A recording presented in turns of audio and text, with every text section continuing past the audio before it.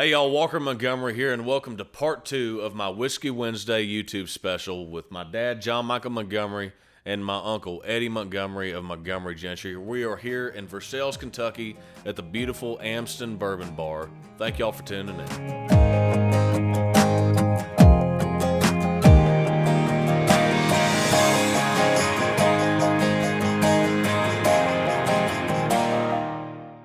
Thanks for being here. We're going to continue the conversation. If you haven't seen part 1, be sure to go check it out. And I asked y'all this before the interview, but if you had a year in your career, post-record deal that you could go back to and relive, what year would it be? We'll start with you, Dad. Well, it would definitely be 95. I mean, everything was rocking. And Mm-hmm. I mean, at that point, I'd been on the road for since September of 92, but mainly 93. But I mean, everything was rocking. The songs, the crowds. I was selling out arenas, and I got to headline Rupp Arena that year and sold it out. I mean, definitely, definitely the best year of my life when the music, as far as the music goes and song goes, and obviously, I would have probably paced myself a little bit better, with, because, you got to understand, we came straight out of a honky tonk right out on the road. So, I mean, we were playing 5 nights a week, 4 sets of nights. And part of that deal was, you got paid by the bar on count of how much money the bar made. Yeah. The more money you made the bar, the better we got paid, that kind of thing. So we, obviously, drinking was kind of part of the whole thing. And so when I went out on the road, I was thinking, man, this is going to be easy because I'm used to doing, 4 sets a night, 5 nights a week. Now I just got to get on a tour bus and go do a 90-minute show and be done and go do another 90-minute show the next night. This is going to be sweet. Mm-hmm. And what I didn't realize, obviously, was when you have hit records and you explode on the scene like I was fortunate enough to do with my songs and stuff, you also get up really early in the morning and you do interviews pretty much all day long. Mm-hmm. And and you're literally, by the time you do shows about that night or that weekend, your butt's wore out, Yeah. And if you don't know how to pace yourself, especially when it comes to the drinking side of it, next thing you know, I was dragging my butt by the end of 95, I mean, it was kicking my butt. But it was a wonderful year for me, to say the least. And, the songs that I had out have stood the test of time, I mean, thanks to the songwriters that wrote such great songs and allowed me to be able to sing them. Yeah. No, I mean, you're definitely right about those songs. They're special songs.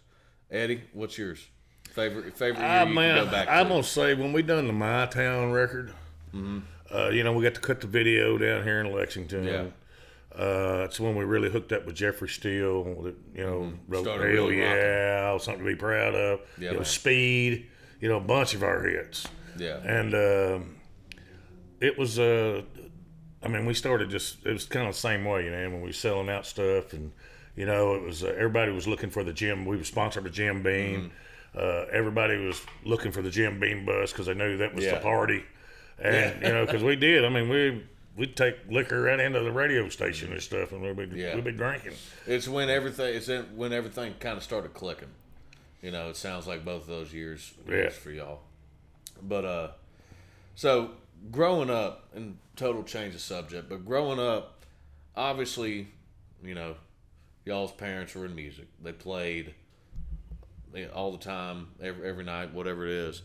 So did y'all always know that you just were gonna do music, or did y'all want to do other things? Did you want to do sports, whatever it might be, or was it just always music? It was music. Yeah. Well, we had our, Eddie chased girls and I played sports pretty much. I wasn't that good at chasing girls, but I was pretty good at sports. And Eddie, he was the class clown. He still's a class clown pretty much. Yeah. I remember being on the road and I still hear stories about Eddie backstage. You know, man, we would hang out with your brother backstage while you was, you know, doing a concert. Man, he got us drunker than hell, man. It was, you know, blah blah blah, you know, and everything. I mean, he's always been Edro, as I call him. He's always been you know, full of entertainment. But I tell people all the time, you know, I mean, we just did music because we had it around us every weekend. Like I said, plus we didn't have a whole lot of money to go and do anything. Yeah, anyway. I mean, we rented pretty much everywhere we lived at. We rented. We moved a lot, and but you know, we picking and singing was easy for us, and Dad and Mom, you know, they found places to pick and sing, and people would come watch them do it, and we thought that we enjoyed that part of it. So that's we just kind of followed their lead. And, you know, and when people started coming seeing us and picking and singing, I was telling somebody the other day, it's like, you know, I never really had this big dream of being this big star one day. It just never was. Yeah. Even when I was playing Austin City, when we were playing Austin City Saloon 5 nights a week, you know, I was like, yeah, you know, man, you know, you felt like you could sing as good as some of the people that had record deals and were having hits, but it was an untouchable thing, you know, and we were just poor boys, you know, grew up with pretty much nothing, and, you know, we didn't go to college or anything like that. We just wanted to sing music for a living, and it be part of our lives because it brought so much enjoyment for us, and it helped out financially, too, on top of that. And but not one time did I go, boy, you know, one of these days I'm gonna get a record deal. And I know what's gonna happen, and all. I never thought that way. You know, I remember. You really didn't. Yeah, I was fortunate enough. I always felt like when I was like, you know, I remember when I turned 25 years old. This is really just right before I got a record deal. I was like, you know, one of these days I probably need to try to go to Nashville and see if I can't get into the singing demos down there, and maybe meet some people and writing some songs and just, you know, see what I could make of it down there. But I was enjoying playing music 5 nights a week so much with my brother and my friends, and we had all kinds of people coming out to see us and all that. I just kept putting it off, and you know, luckily, you know, Nashville came and found me, and back in those days, it seemed like Nashville was looking outside of Nashville for artists and talent back in those days, so a little bit more. So it all worked out. But even when I got a record deal and all that kind of stuff, I really thought it was pretty much. I was like, well, you know, I'll get this album out. You know, chances of me being a star is probably not real big. But hey, you know, at least I had a record deal and I had, you know, an album out. And they can't ever take that from me. And I mean, so when I started getting hit records, it was just another big surprise to me that was working out. And that's just how we've always been about the music business.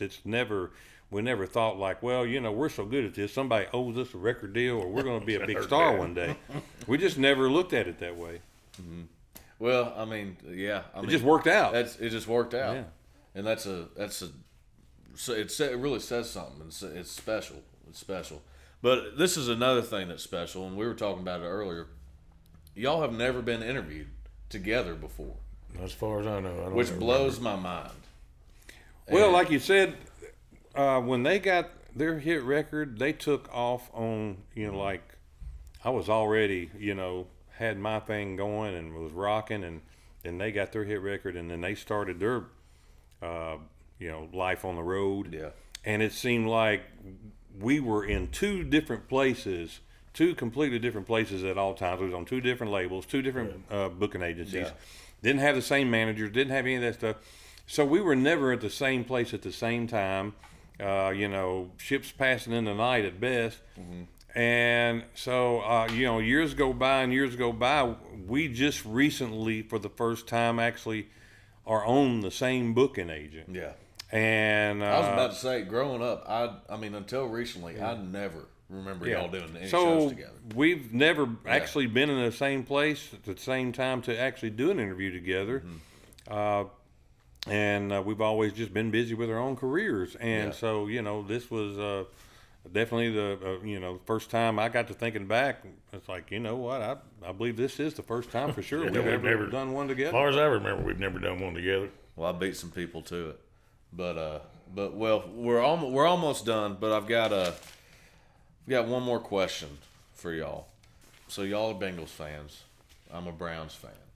We're sorry, man. Yeah, we understand. Well, y'all might be sorry, but out of the last 9 games that Browns and Bengals have played, we won 8 of them. So it's hard to get up for losers, man. You know, I mean, we play great teams, great. I mean, So you play down to your competition, is what you're saying? Apparently so, because. Now, I tell you what, growing up, I always liked the Browns, but Bengals was my favorite. It was our pro team living in Kentucky. Yeah. It's the closest team we had that we could actually go see a pro sport in.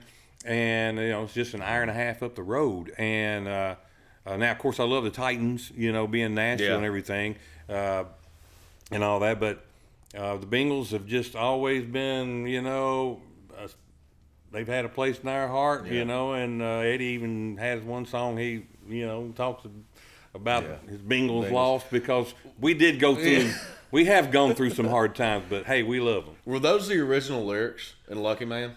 It was not. It was not. Do you remember what the original lyrics are? I do not remember what the original lyrics I could have told you that he came up with that himself. I guarantee you that. Yeah. But, and I remember when we was kids, too, in a tobacco field or whatever, when we had to work in the fields or doing hay. I remember our grandfather, Pap, Dad got him a little 13-inch black and white field coat. Remember that? And when the baseball, Cincinnati Reds would come on, he'd go in and watch the big red machine. So we'd get a break out of the field.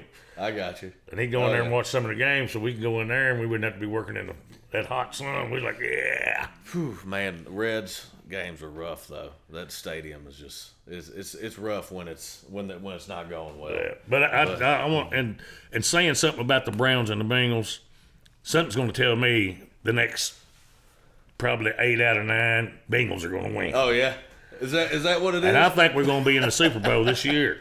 We're getting ready. We got back 2 people back. hurt back to back. I'm telling you. Back to back losers. And then we're going to not back to back losses. We're going to have our guys back. They're coming back next week, I think. Are they? Yeah, Mixon and Chase. Oh yeah. So, well, y'all beat the Titans, but lost to the Browns. So I don't know. We just. I mean, we're 4-7. Y'all are 7-5. We just got to win the games that matter like we normally do. Yeah. Whatever. All right, let's get out of here. Hey, for real, thanks for coming on here. I love y'all to death. But be sure to tune in next month, first Wednesday of every month, Whiskey Wednesday. Gonna have some special guests on for next month as well. Thank y'all.